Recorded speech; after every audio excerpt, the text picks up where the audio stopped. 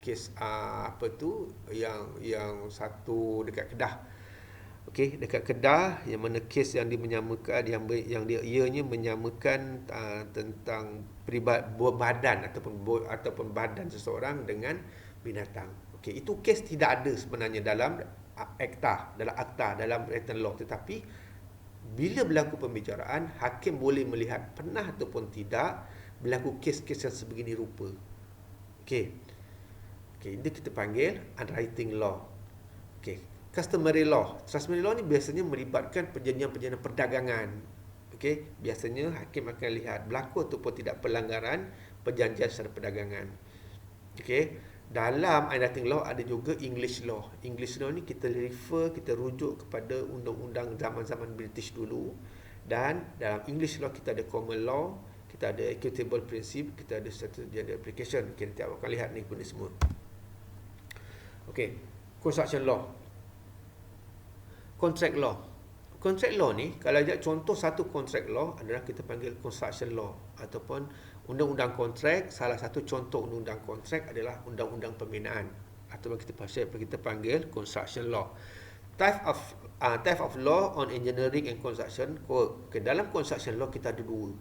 Satu engineering law, satu building law. Apa beza engineering dan building law? Okey. Dalam engineering law, biasanya ianya melibatkan pembinaan. Okey, pembinaan dari segi engineering, undang-undang engineering, term-term engineering, seperti awak nak buat rumah, awak nak buat bangunan. Okey, awak nak buat bangunan, awak gunakan penggunaan mechanical, electrical, itu semua jika berlaku kemalangan, biasanya ia akan dipanggil engineering law. Building law biasanya melibatkan design, reka bentuk. Okey, jika engineer ni salah buat reka bentuk bangunan seperti kendaki, ianya bersalah di bawah termaktub building law.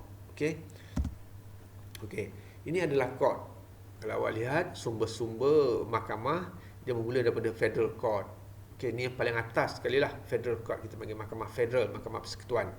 Yang kedua, mahkamah rayuan ataupun court of appeal. Jika berlaku apa-apa dalam mahkamah rayuan, yang paling tinggi kita akan refer kepada mahkamah persekutuan. Okey, di bawah mahkamah appeal, mahkamah rayuan ni ada dua. Mahkamah tinggi dan mahkamah Sabah dan Sarawak. Biasanya ianya berasingan. Okey, dan mahkamah tinggi, High Court Malaya, dia ada sesi court, ada magistrate court, dia ada penghulu court. Yang paling rendah adalah penghulu court. Okey, begitu juga dengan mahkamah pada bahagian High Court Sabah dan juga Sarawak. Okey. Kita lihat apa itu dalam segi perundangan. Okey, undang-undang kontrak. Dalam undang-undang kontrak, awak dah lihat tadi ada dua jenis undang-undang kontrak. Sama ada undang-undang berkanun dan juga common law. Okey, dua jenis undang-undang dalam kontrak, sama ada undang-undang berkanun dan juga undang-undang ataupun common law. Okey, apa dia undang-undang berkanun ataupun statutory law? Okey, statutory law dan undang berkanun, atau satu lagi adalah common law. Okey, apa dia undang-undang berkanun? Ianya mengandungi akta dan juga peraturan, dan ianya digubal oleh kerajaan. Pelanggarannya adalah kesalahan jenayah, hukumannya denda dan juga penjara, dan biasa pendakwaan dilakukan oleh pegawai kerajaan. Okey, apa contoh? Contohnya adalah awak lihat apa contoh akta kontrak ataupun kita panggil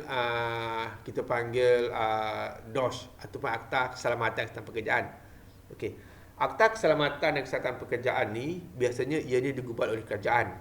Okey, siapa yang menggubal akta keselamatan kesihatan pekerjaan? Biasanya yang menggubal ni, biasanya semua akta ni kita akan gubal adalah bermulanya daripada Dewan Rakyat.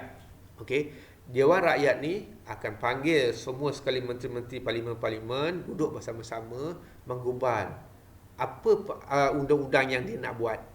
Okey, contohnya, semua projek-projek yang melibatkan 5 juta perlu ada seorang safety officer. Contoh, okey.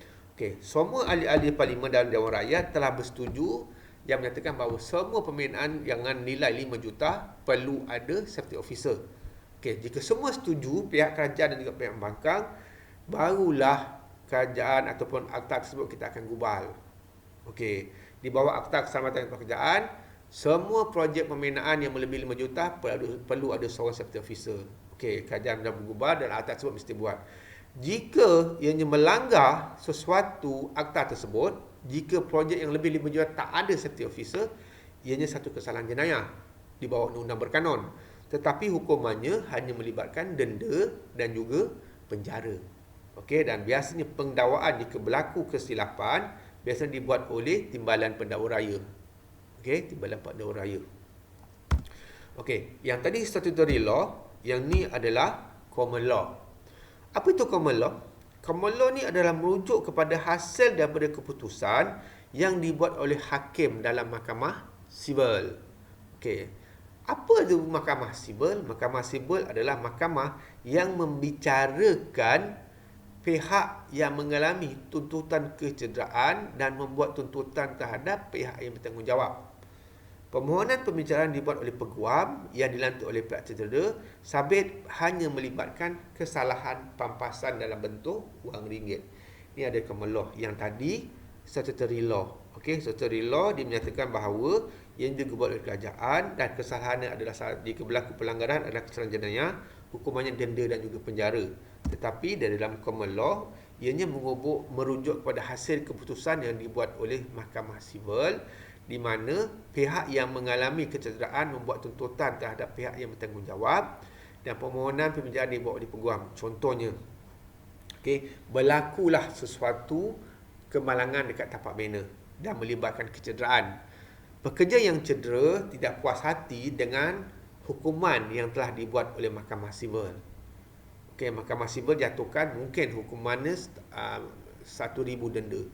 Tetapi pihak yang cedera, saya tak puas hati dan saya nakkan supaya mahkamah ataupun saya diadili dan saya boleh buat tuntutan di bawah common law bagi membuat tuntutan terhadap pihak yang bertanggungjawab di mana jika sabit kesalahan saya nakkan pampasan dalam bentuk wang ringgit. Okey, saya harap awak faham apa yang saya masukkan. Dalam common law, jika berlaku kesalahan saya nakkan pampasan, saya nak dalam bentuk wang ringgit. Okey, salah satu contoh dulu dekat Rapid Pengerang. Okey, dekat Rapid Pengerang, akibat daripada pembinaan Rapid dekat Pengerang, banyak nelayan-nelayan yang mengalami kerugian akibat daripada ia tidak dapat turun ke laut. Okey, dan contohnya semasa perjanjian Rapid dengan nelayan atau dengan mereka-mereka yang terlibat, pihak Rapid hanya membayar pampasan atau pihak Rapid hanya membayar nilai yang sedikit. Tetapi bila pihak nelayan menyatakan bahawa ianya tidak berpatutan, tidak setara dengan kerugian, ianya boleh membawa hasil perjanjian tersebut ke mahkamah sivil. Dianya tetapi mengharapkan bahawa dapat pampasan.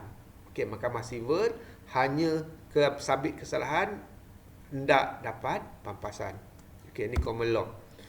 Dan ada lagi satu undang-undang yang agak popular di bawah kontrak ni, di bawah perjanjian kontrak ni adalah undang-undang tort. Okey, awak dah belajar statutory law, common law dan juga law of tort. Okey, apa tu law of tort?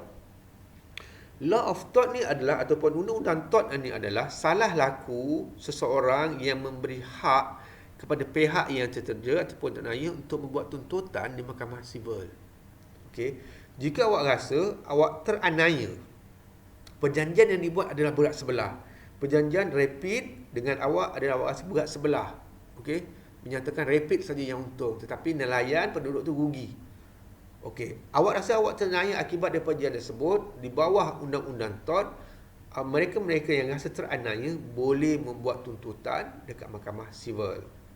Okey, seseorang yang langsung tidak peduli ataupun membuat sesuatu yang berbahaya tetapi tidak mencederakan orang lain adalah tidak bersalah di sisi undang-undang tort kecuaian. Okey, tidak bersalah di sisi undang-undang tort. Seseorang yang langsung tidak peduli atau membuat sesuatu yang berbahaya tapi tidak mencederakan orang lain. Okey, ianya tidak bersalah dari segi undang-undang tort. Undang-undang tort ni banyak. Dia ada tort kecuaian, dia ada tort nanti awak lihat, okey, dia ada banyak jenis. Okey. Dia dah naik motor. Contohnya dia naik motor secara berbahaya, membabi buta. Peng sana, Willy sana, Superman sana. Dia tidak baikkan pada orang lain. Okay, dia buat ngongeng-ngongeng, nak melaju tetapi dia tak baik kepada orang lain.